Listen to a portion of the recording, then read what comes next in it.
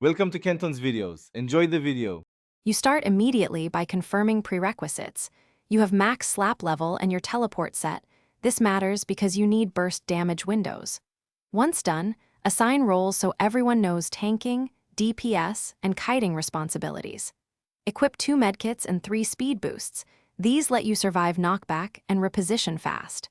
Make sure to spawn near the arena edge to pull the Kraken slightly. Doing that reduces overlap with other hazards and gives you a safe fallback point.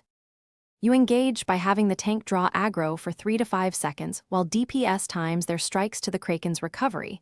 This maximizes damage during stagger. Once the tentacles are down, switch to the head quickly, because the head takes extra damage during its exposed phase. Make sure to watch the Kraken's tells. Those forward lunges mean a 0. 5-second dodge window. The kiter should clean up ads and use speed boosts when teammates reach half health, maintaining spacing and reducing chaotic overlap. You finish the fight with a synchronized final burst. Have DPS use damage boosts and ultimates at the same moment to break the Kraken's last phase. Timing is crucial because stagger windows close quickly.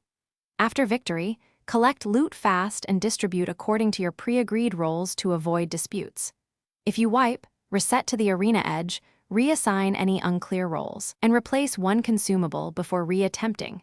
This troubleshooting step fixes most timing and resource errors that cause the loss. Thanks for watching. Consider subscribing if we helped you.